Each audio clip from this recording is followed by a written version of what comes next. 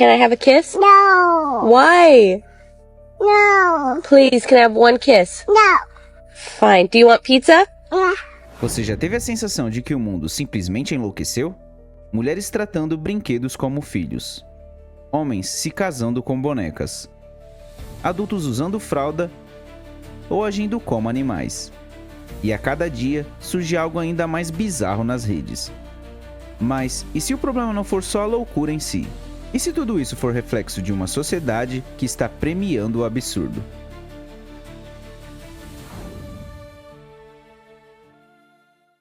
Essas cenas parecem exagero, mas estão se tornando cada vez mais comuns. Adultos de fraldas, pessoas se identificando como animais, mulheres criando vínculos emocionais com bonecos hiperrealistas, homens se casando com hologramas, influenciadores chorando por engajamento, gente vendendo sua dignidade em lives para ser humilhada em troca de doação. E a lista cresce. Não importa o dia, se você abrir qualquer rede social, vai encontrar algo que parece inédito e profundamente desconectado da realidade. É como se o senso comum tivesse se dissolvido, como se o limite entre o humano e a performance tivesse sido apagado. E tudo o que restasse fosse um teatro cada vez mais grotesco. A reação mais comum é o riso ou o choque, mas talvez o que a gente deveria sentir fosse outra coisa, porque por trás do absurdo há sempre um vazio, e por trás do vazio, quase sempre, uma falta. Para entender por que tantos comportamentos aparentemente absurdos estão se tornando comuns, é preciso parar de olhar apenas a superfície. Algumas dessas pessoas não agem assim só por diversão, elas estão tentando fugir, não da realidade como um todo, mas das pressões que uma vida adulta impõe, e que grande parte das pessoas hoje não tem estrutura emocional para lidar. Um adulto que se veste como bebê ou se submete a uma babá não está só imitando uma criança, está evitando lidar com o peso real da maturidade, as cobranças, os limites, a frustração.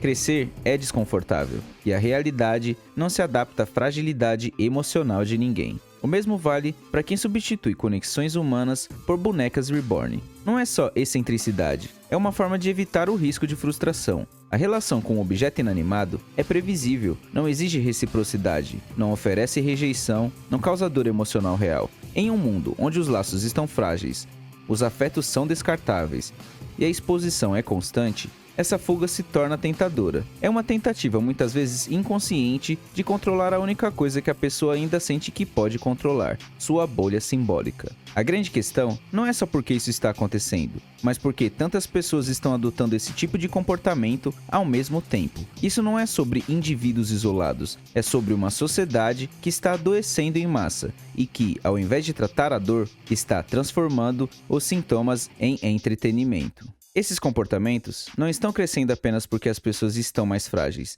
Eles estão crescendo porque a cultura atual aprendeu a monetizar a fragilidade. A lógica é simples. Tudo que gera engajamento é recompensado. E o que mais gera engajamento? Choque, bizarrice, quebra de expectativa. Um adulto fantasiado de cachorro, uma mulher tratando um boneco como filho, um homem se casando com um holograma, isso prende a atenção, mesmo que seja por repulsa ou curiosidade. O algoritmo não tem moral, ele não pergunta se aquilo é saudável, ele só mede o tempo de tela. Quanto mais absurda a cena, mais tempo o público assiste. E quanto mais tempo assiste, mais alcance ele ganha, mais visibilidade, mais cliques, mais monetização.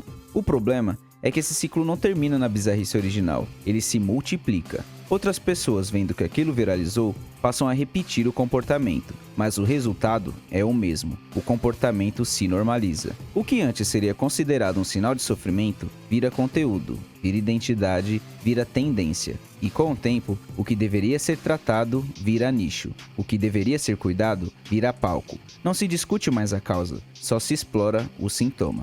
Quando alguém age como um bebê, a maioria das pessoas ri, julga ou se choca, mas raramente para pensar no que esse comportamento simboliza.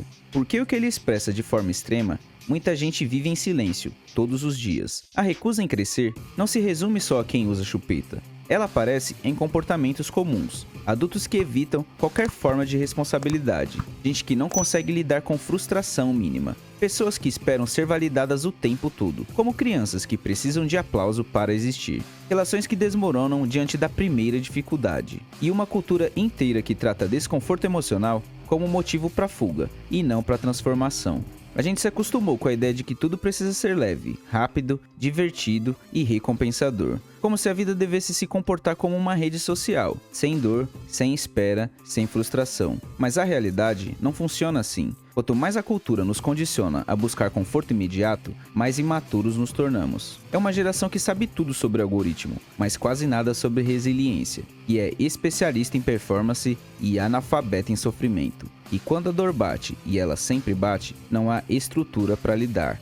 O resultado é um colapso simbólico. Pessoas buscando maneiras de escapar da vida real, seja imitando bebês, seja se refugiando em bolhas digitais, seja criando uma identidade fictícia que pareça mais suportável do que a própria existência. O que parece patético, na verdade, é só a forma mais escancarada de uma fuga que muita gente também pratica, só que com outra estética. Mas grande parte desses comportamentos não nasce só da dor, nasce também da estratégia. Porque hoje, quem chama atenção ganha alguma coisa em troca. Like, engajamento, dinheiro, notoriedade. E numa sociedade onde o valor de uma pessoa parece estar atrelado à sua visibilidade, fazer algo extremo virou um atalho para existir.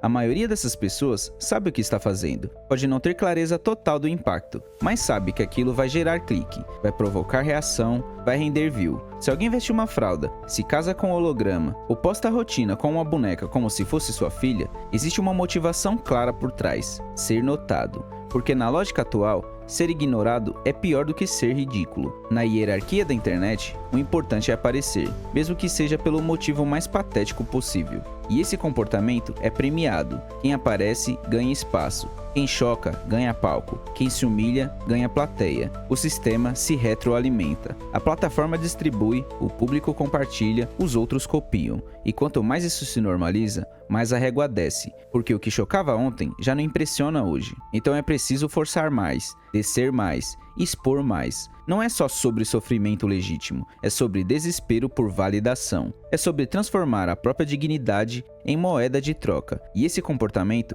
diz muito sobre o indivíduo, mas diz muito mais sobre a sociedade que o recompensa por agir assim. O que está acontecendo com as pessoas não é um surto individual, é um reflexo coletivo. As redes não inventaram um problema, só amplificaram o que já estava presente. Existe um sistema que recompensa qualquer coisa que chame a atenção. E as pessoas aprenderam a jogar com as regras do jogo. Não importa se o comportamento é absurdo, patético ou autodestrutivo. Se ele rende clique, ele vale. E se ele vale, ele se repete. O resultado é uma cultura onde tudo virou performance, onde dor, carência, desespero foram convertidos em produto. E onde o que deveria ser sinal de sofrimento passou a ser tratado como entretenimento. E o mais grave não é só que isso aconteça, é que a sociedade está normalizando e está participando. Essa não é só a sociedade que perdeu a sanidade, é a sociedade que trocou coerência por audiência. E agora acolhe o que construiu, um mundo onde o valor de alguém é medido pela capacidade de se expor. O problema não são só as bizarrices, o problema também é o ambiente que recompensa quem age assim. E enquanto isso continuar sendo verdade, os absurdos só vão piorar. Porque o que a gente está vendo não é o limite da loucura humana, é só o começo do colapso de uma sociedade que descobriu que dignidade não viraliza.